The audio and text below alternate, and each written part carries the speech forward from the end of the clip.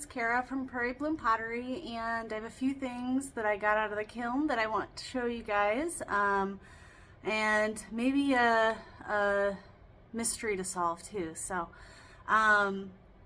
yeah, it's cold outside. I'm out in the garage today, but I have it heating up, so it's really not bad in here. In fact, I turned one of the heaters off because it's right in front of where I'm videoing, and it was just a little too much. So anyway, yeah, it's yeah, somehow I just took the dog for a walk, and it's both hot and cold. You know, I'm freezing in parts and sweating in others, so it's awesome. And we may get snow in a few hours, so we'll see.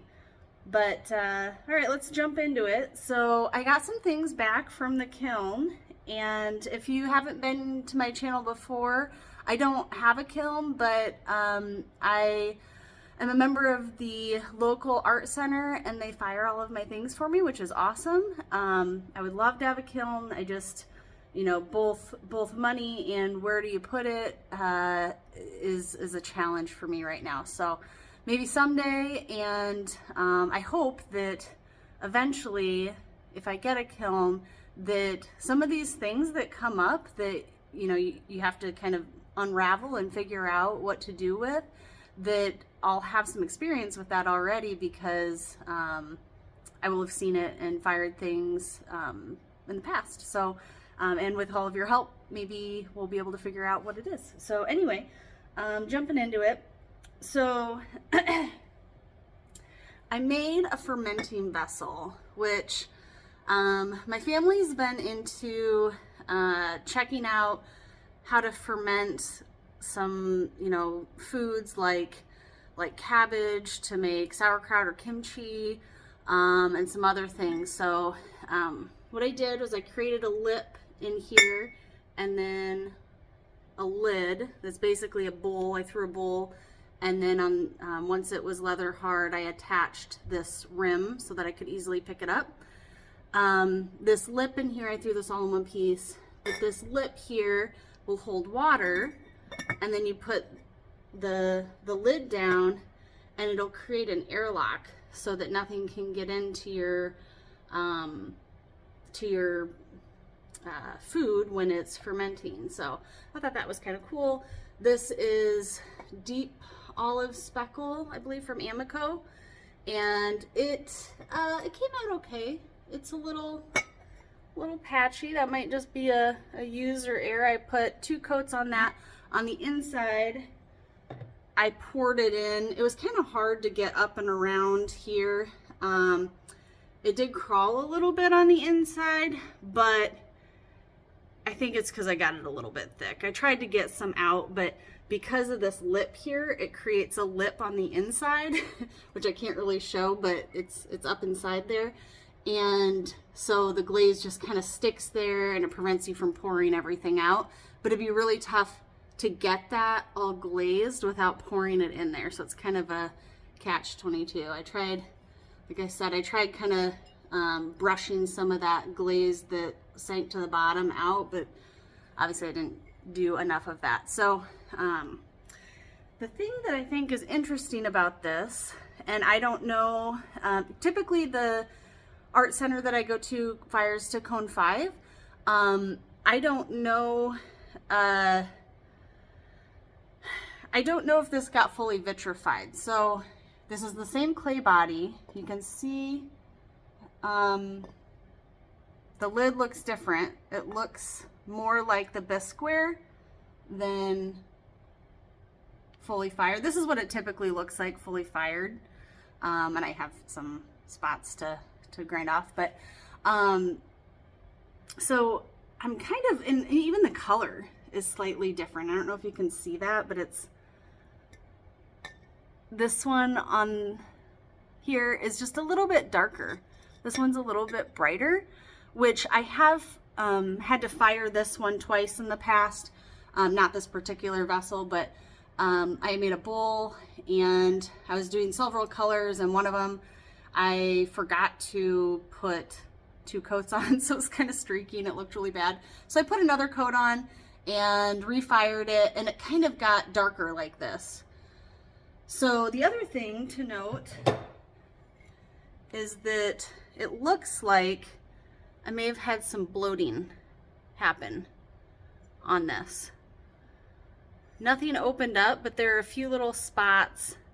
This one there, one here, where it looks like it may have bloated. One there. So I'm wondering if it didn't get too hot. So what I've gathered from other people online, and like I said, I've never fired a kiln, so I don't know, but I think the more I know about it before kind of jumping into that realm is good. But is that if one of your elements goes out, this is my hypothesis, if one of your elements go out, say on the bottom shelf, and if this was on the bottom shelf, the elements on the top shelf or the middle shelf would try to overcompensate to get that shelf to temperature, and so it would fire hotter in the upper portions and obviously nothing on the bottom because that element is out, and then the bottom wouldn't get to temperature, the top would be too hot because it's trying to overcompensate, and it would then potentially fire too hot on the top and not hot enough on the bottom. That's just like I said, a theory or a hypothesis, but I'll show you a couple other pieces and you can let me know what you think. So this one I grabbed out, this is from a different firing. It's just a little bone or ornament that I made and then never got finished before Christmas. But this is what the clay looks like fully fired, or what I assume is fully fired. I also made these little guys. Actually, let me start with the other one. So here's one, and there was a lady from, I think it's Two Wish Pottery, that made these little ornaments. I'd made sweater ornaments for Christmas, and I thought they were really fun, and somebody sent me a link like, oh man, check this lady's thing out. She's also doing sweater ornaments. And she had these little hats, and I'm like, oh my gosh, those are so cute, I want to try them. So anyway, they both have pearl white on them. This one looks pink to me. This looks like I've always seen pearl white to come out. And then the clay, the same clay, it's obviously more red. And this is more of what the bisque looks like. So I think it didn't get to temperature. But I'll talk to my studio manager about it and see what she thinks and ask her opinion as well. But I'm just curious if other people have had that happen, and if that's what it is, if my thought is correct or if I'm totally off. All right, so I also made these little guys. I tried doing, this is really bright. Let me see if I can knock it down a little. Okay, let me try that. Might be a little better. The colors are very faint. So I tried doing a, what do you call it? A glazing where you take shaving foam and you put your colors on the your underglaze on the shaving foam, and you kind of swirl it around, and then you roll your piece in it, and then you rinse it off, and it gets these nice, it looks like, I can't think of, I'll put it in there. I don't remember the name of it right now. But I tried to do that with underglazes and the actual way that they do this technique. And so I bought Carrageenan and some other things to try and get the glaze to sit on the top of the medium so that I could just dunk it in, and it did not work. I don't know if my ratios were off, if the underglaze was just too thick and heavy to make it work, but it did not work at all. So I was like, okay, fine. I'll try doing this again because I've done it before and I like it.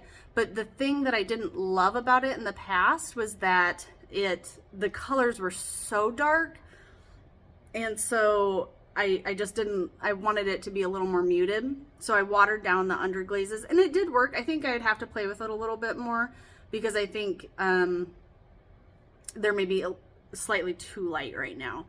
But as you can see, it also, well, maybe you can't see. Well, trust me on this, it crazed. There we go. Now you can kind of see it right here. And these are just tester pieces, so I don't really care all that much, but there, in fact, this one had a crack on it. I know that clear has a tendency to do that, but this one was really bad. So I don't know if that could be also a factor in the underfiring or overfiring, if it can cause crazing too. I don't know. I made a couple more of those, and again, I mean, they're very, very crazed. I hope you can see that. They're yeah, I feel like you can. There's a lot of crazing going on. The colors are kind of cool though, like I said, maybe slightly darker because it's hard to see them. But all right. And then I tried this Mako orange gloss. Thought that turned out pretty good. This is on the dark clay. Again, I feel like I had one little spot where it started to bloat on me. But other than that, looks pretty good. And this looks like the right color. I've seen things online where you can boil work and check the porosity or the moisture absorption. And I haven't done any of that, but I don't know. You know, I'd have to, I guess, do one that I think is fully vitrified and then one of the other pieces and see. Some of the pieces are a little too big, I think, to do that with. But, all right, this is also on the dark iron clay from Continental Clay Company. And this glaze is Mako Galaxy. I'd never tried it. We've had it in our studio for a long time, and I've never used it before. So I don't know if I'm loving it on this dark clay, but maybe on the lighter clay it would look nice. This one, I did a little stamp on the inside. I just got Birch from Mako, so this is 2 times Birch.